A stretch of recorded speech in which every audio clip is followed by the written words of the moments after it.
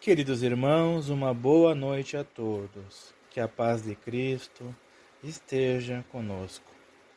Nesta noite, dando sequência à leitura do Evangelho, coube-nos a leitura e a reflexão do capítulo 24. Não vades aos gentios. Itens 8, 9 e 10. Que as palavras do codificador, guiadas por Jesus, possam iluminar e encher de ânimo, de esperança, as nossas mentes e os nossos corações. Que assim seja. Jesus enviou seus 12, os apóstolos, depois de lhes ter dado as instruções seguintes: Não vades aos gentios e não entreis nas cidades dos samaritanos, mas ide antes as ovelhas perdidas da casa de Israel. E nos lugares para onde fordes, pregai, dizendo que o reino dos céus está próximo. Isto está em São Mateus, capítulo 10, versículos 5, 6 e 7. Jesus prova em muitas circunstâncias que suas vistas não são circunscritas ao povo judeu, mas que abarcam toda a humanidade. Se, pois, disse aos seus apóstolos para não ir aos pagãos, não foi por desdenhar sua conversão, o que teria sido pouco caridoso, mas porque os judeus que criam na unidade de Deus e esperavam o Messias estavam preparados pela lei de Moisés e os profetas para receber a sua palavra. Entre os pagãos, a própria base faltando, tudo estava por fazer, e os apóstolos não estavam ainda bastante esclarecidos para uma tão pesada tarefa. Por isso, disse-lhes: Ide as ovelhas desgarradas de Israel, quer dizer, ide semear num terreno já preparado, sabendo bem que a conversão dos gentios virá a seu tempo, mais tarde. Com efeito, no centro mesmo do paganismo, os apóstolos iriam plantar a cruz. Essas palavras podem se aplicar aos adeptos e aos pregadores do Espiritismo. Os incrédulos sistemáticos, os escarnecedores obstinados, corrigindo, os adversários interessados, são para eles o que eram os gentios para os apóstolos. A exemplo destes, procuram primeiro os prosélitos entre as pessoas de boa vontade, daqueles que desejam a luz, em quem se encontra um germe fecundo, e o número deles é grande, sem perder seu tempo com aqueles que se recusam ver e ouvir, e se obstinam tanto mais pelo orgulho, quanto se parece ligar mais a valor a sua conversão.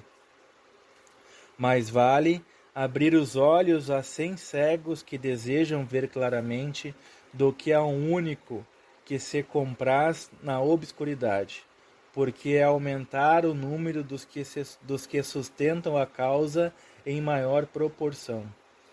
Deixar os outros tranquilos não é indiferença, mas uma boa política. Sua vez virá, quando serão dominados pela opinião geral e ouvirão a mesma coisa repetida sem cessar ao seu redor. Então, quererão aceitar a ideia voluntariamente e por si só, e por si mesmos, e não sob a pressão de um indivíduo. Depois, ocorre com as ideias o mesmo que com as sementes. Elas não podem germinar antes da época, e somente em terreno preparado. Por isso, é melhor esperar o tempo propício e cultivar primeiro as que germinam, para evitar que abortem as outras em as apressando muito. Ao tempo de Jesus, em consequência das ideias restritas e materiais da época, tudo estava circunscrito e localizado. A casa de Israel era um pequeno povo. Os gentios eram pequenos povos circundantes. Hoje, as ideias se universalizam e se espiritualizam. A luz nova não é privilégio de nenhuma nação. Para ela, não existem mais barreiras. Tem seu foco por toda a parte e todos os homens são irmãos. Mas também os gentios não são mais um povo, porém uma opinião que se encontra por toda parte e da qual a verdade triunfa pouco a pouco, como o cristianismo triunfou do paganismo. Não é mais com as armas de guerra que são combatidos, mas com o poder da ideia.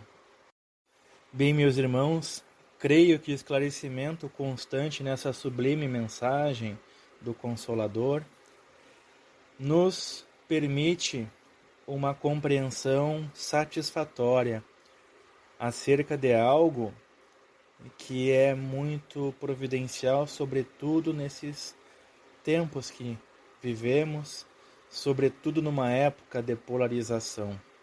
Embora clara a compreensão, acredito que a sua aplicação ainda é difícil em virtude da complexidade do tema. Mas para contribuir um pouco nesta compreensão, para dar uma contribuição singela, quero aqui fazer algumas observações. Jesus, fica claro nessa mensagem que Deus, nosso Pai maior, e Jesus, nosso irmão, nosso mestre, nosso modelo, nosso guia, não tinham pressa na conversão, na nossa conversão. Fica claro essa expressão, essa manifestação nesta mensagem também, que a pressa por parte de Deus e por parte de Jesus não existem. E que eles, por sua vez, respeitam as individualidades de cada um de nós. Fica claro, então, que Deus não violenta um filho sequer. Nesse texto, também fica evidente o apelo de Jesus àqueles que estão mais suscetíveis à conversão, respeitando, claro, as capacidades intelectuais e morais da época. Vale destacar ainda que Moisés, na condição de precursor do cristianismo, junto com vários profetas e demais espíritos ilustres que tiveram sua passagem enquanto encarnados antes da vinda de Jesus, preparando o terreno para a vinda do Mestre. Então, o povo judeu, como descrito, era o povo na qual os apóstolos deviam concentrar a sua palavra. E para facilitar um pouco mais a compreensão dessa sublime mensagem, quero trazer aqui, meus irmãos, um comentário do nosso codificador Allan Kardec, lá na questão 917 do Livro dos Espíritos, onde o codificador inquiriu aos benfeitores a seguinte pergunta: qual é o meio de se destruir o egoísmo? E, abaixo da resposta dos benfeitores, no rodapé, o codificador escreveu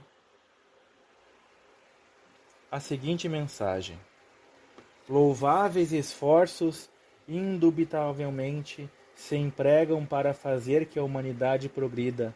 Os bons sentimentos são animados, estimulados e honrados mais do que em qualquer outra época.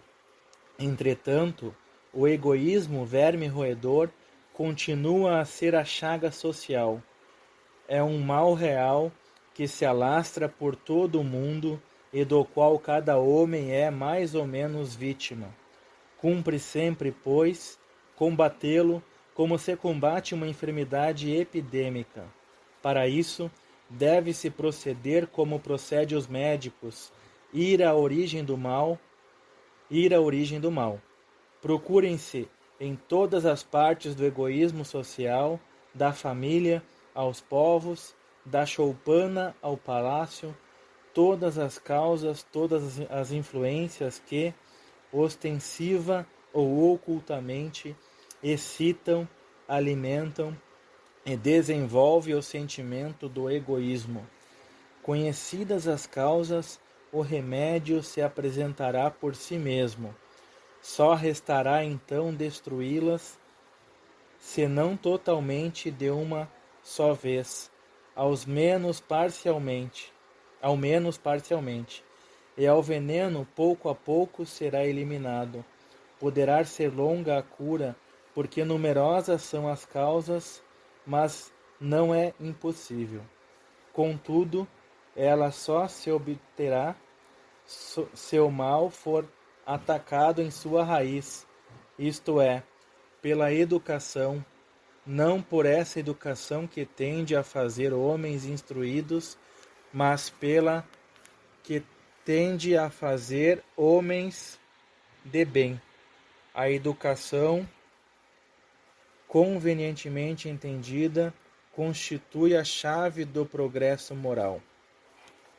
Bem, meus irmãos, agradecendo mais uma vez por esta oportunidade sublime, vamos, neste instante, serenando nossas mentes, os nossos corações, elevando nossos pensamentos sinceros ao alto, a Deus, a Jesus, a essa falange de amigos que nos assistem, que nos conduzem ao melhor caminho, a nossa família espiritual, que intercede por nós, nas nossas dificuldades, nos nossos anseios. Vamos agora doar um pouquinho do nosso tempo, fazer um pouco de caridade, intercedendo por aqueles irmãos necessitados, seja do corpo físico, seja do corpo mental, do campo mental, ou seja, no campo espiritual. Que todas as necessidades que sejam úteis ao progresso, ao aperfeiçoamento de cada irmão, possam ser atendidas por Deus nosso Pai. Que Jesus, nosso Mestre, possa nos sustentar, possa nos guiar, nos dar todo o amparo, a proteção, o fortalecimento e, em especial, o esclarecimento, aquele que ilumina o nosso caminho, que nos serve como bússola. Pedimos ainda que nossos lares, as nossas águas possam ser magnetizadas, que nós recebamos o remédio necessário para nosso reequilíbrio, para o nosso restabelecimento. E que nossos lares possam ser harmonizados e fortalecidos. Que todas as negatividades sejam removidas e que permaneçam apenas aqueles fluidos, aqueles pensamentos, aqueles fragmentos conectados à proposta do bem, conectados aos planos mais altos, de acordo com a necessidade e o merecimento de cada um de nós. Mais uma vez, uma boa noite a todos. Que a paz, o amor de Cristo estejam na presença de todos nós, hoje e sempre. E que assim seja.